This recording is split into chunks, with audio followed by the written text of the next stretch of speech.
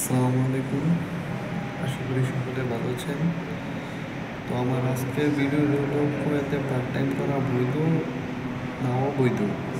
কুয়েতে part time করলে কী কী সুবিধা অসুবিধা আছে, কুয়েতে কি পার্ট টাইম পাওয়া যাবে ঠিক মতো। তো প্রথম প্রশ্ন হলো কুয়েতে পার্ট টাইম আর কি সহজে পাওয়া যায় না, কারণ প্রতিটা কোম্পানি তাদের নিজস্ব ভিসা বের করে দোকানতেছে, তাই আর কি পার্ট টাইম পাওয়া অনেক টাফ হয়ে যাচ্ছে। তো আর যারা পার্ট টাইম করছে খুব রিস্ক নিয়ে পার্ট টাইম করছে, কুয়েতে প্রচুর চেক চলতেছে।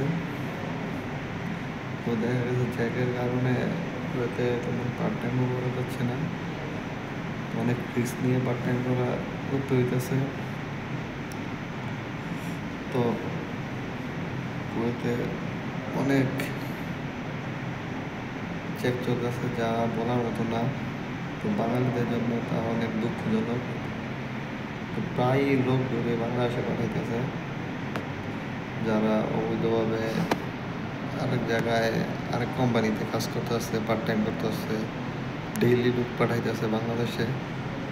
তো তা বাঙালি ভাইদের জন্য খুব দুঃখজনক।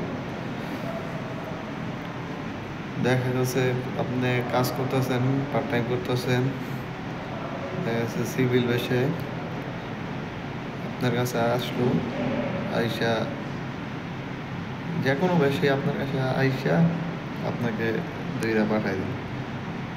করার কিছু নাই। কুয়েতে আর কি অনেক খারাপ অবস্থা চলতেছে, পার্ট টাইম পাওয়া এবং পার্ট টাইম করা অনেক রিস্ক হয়ে যেতেছে।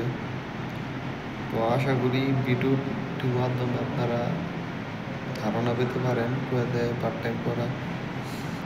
যারা পার্ট টাইম করতেছেন তাদের জন্য রিস্ক, আর যারা পার্ট টাইম পাইতেছেন না তাদের জন্য খুব দুঃখজনক। কারণ 7 লাখ টাকা, 7,20,000, 8 লাখ টাকা দিয়ে কুয়েতে আইসা বইসা থেকে 75 টাকা বেতন, কোম্পানির 75 টাকা বেতন দিয়া কিছুই হয় না। তো কবে টাকা তুলবে, কবেই কী করবে, তা আর কি বাঙালিদের জন্য খুব দুঃখজনক। কারণ আসতেও অনেক টাকা লাগে, টাকা তুলতেও অনেক দিন সময় লাগে, এটা খুব দুঃখজনক। তো সবাই আমার চ্যানেলটা সাবস্ক্রাইব করবেন এবং সত্য নিউজ আমার চ্যানেলে দেওয়ার চেষ্টা করব, কোনো ধরনের ভুয়া নিউজ দেব না। তো আমার চ্যানেলটা সাবস্ক্রাইব করবেন এবং আপনার বন্ধু বান্ধবদের কাছে শেয়ার করবেন। সবাই ভালো থাকবেন, সুস্থ থাকবেন। ধন্যবাদ সবাইকে।